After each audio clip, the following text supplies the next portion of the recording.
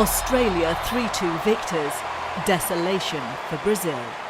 Hi, I'm Jacinta Cunahan, and hopefully we'll be seeing a little more action like that, with FIFA announcing this week that Australia and New Zealand will be hosting the 2023 FIFA Women's World Cup, the first ever to be held in the Asia-Pacific region. Mayor Lisa Matthews and fellow councillors have jumped on the front foot to promote the Central Coast as a host for some of the events and even an international team. We spoke to the Mayor earlier today. Well, what we would like is to host a team here and use our great facilities. We would love to have any team call the Central Coast home. We have a long partnership with Edogawa in Japan. Will that be on the cards?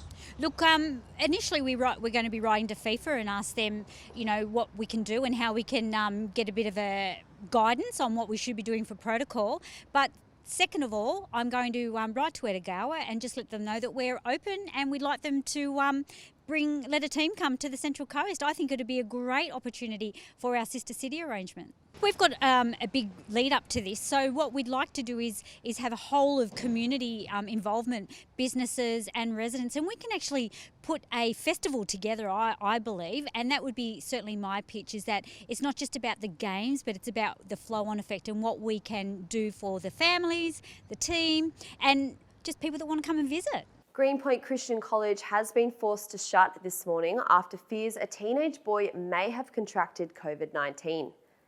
The closure was issued by New South Wales Health, with all students and teachers being urged to stay at home as a precaution.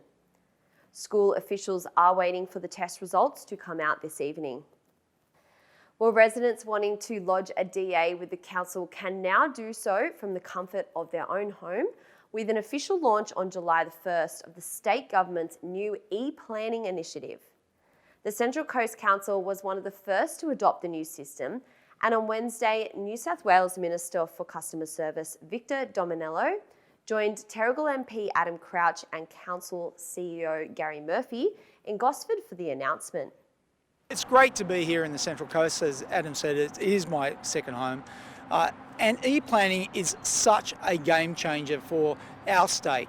E-planning really does put us on the world stage in terms of smart planning outcomes.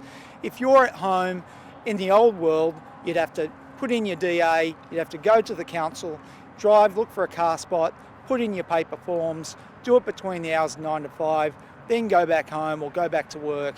Those days are over. E-planning allows you to do all of that from the comfort of your home, 7 days a week, 24 hours a day. It's great to see, in particular, is the leadership, the thought leadership of Central Coast Council. So I do want to congratulate and thank Gary. He was one of the first councils that we spoke to many, many months ago, and they were one of the first to jump on board in terms of e-planning. Adam Crouch also announced a new commitment for social housing services.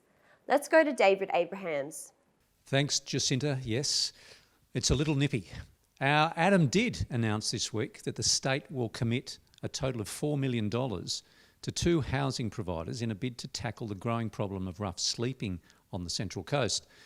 The spending is part of the broader Together Home program, and we spoke to Adam about that this week. I am delighted to be able to confirm that the Central Coast will receive its largest injection of funding for this issue, in excess of $4.1 million to be provided to housing providers across the Central Coast to provide a stable housing, plus also those wraparound support services for our rough sleepers. We know that rough sleeping occurs right across New South Wales, and the Central Coast is certainly not immune from this, and this $4.1 million will go a long way to tackling the issue of rough sleeping right here on the Central Coast. Turning to business, and Club Wyong confirmed this week that it is in amalgamation talks with the Monty's Group, a collection of 7 community clubs in the Sydney area. The 2 clubs have reportedly been negotiating a tie-up since March. Mounties CEO Dale Hunt said about 5% of its members live on the Central Coast, and also that the Club Wyong would retain its name.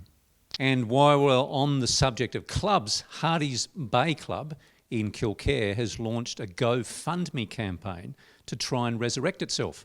The club was forced to close during the COVID-19 pandemic, but after forming a new committee which has since launched an ambitious new business model to reinstate the Little Club as a great music and food venue.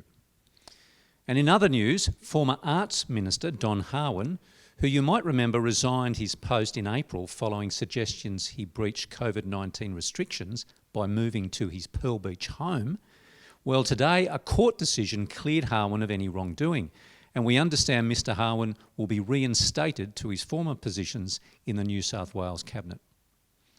And finally, Jacinta, dozens of locals flocked to headlands around the Central Coast last Sunday to witness the northern migration of some of the world's largest sea animals.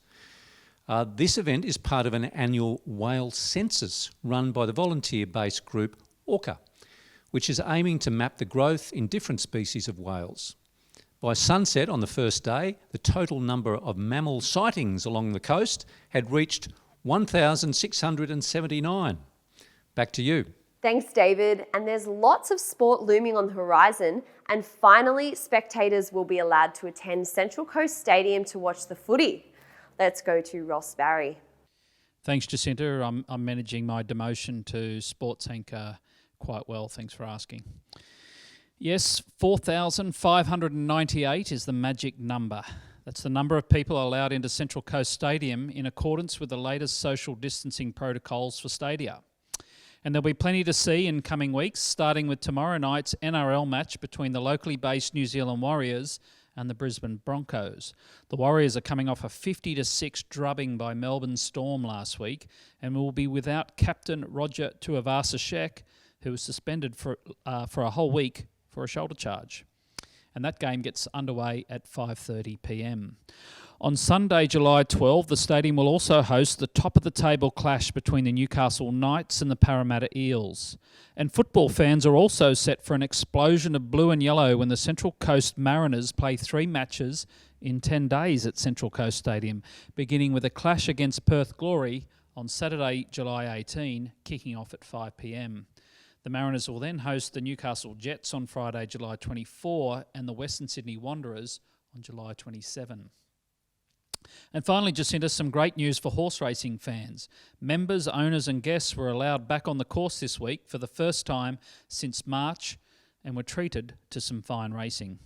Central Coast News issue 249 was out this morning, hot off the press, with a lead story of how the New South Wales National Parks and Wildlife Service is seeking to recruit 125 women for the front line. You can now read that story and many more in the paper or on our website. We'll leave you today with some scenes from Fantastical Fairy Friday with professional storyteller and fairy godmother Lindy Mitchell-Nielsen, who will be conducting more fairy fun and frolicsome fair games with a fabulous fairy craft in the garden right through the school holidays. Thanks for joining us. We'll see you next week. Little Fairy Fifi was 100 years old. Now you might think that's very old, but fairies live for 1,000 years. So Fairy Fifi was in fact a fairy child. And like human children, Fairy Fifi loved stories. Every night in the forest, where the creeks cross, all the fairy folk would gather in the evening, and there they would tell their stories. So every evening Fairy Fifi would nestle down in a little pile of dry leaves to listen. And the gnomes fashioned fables of ancient stones, of buried caves and secret thrones. And the elves told tales of trees tall and wise, of magical branches that touched the sky. While the fairies sang songs of ancient times when fairies and children played side by side.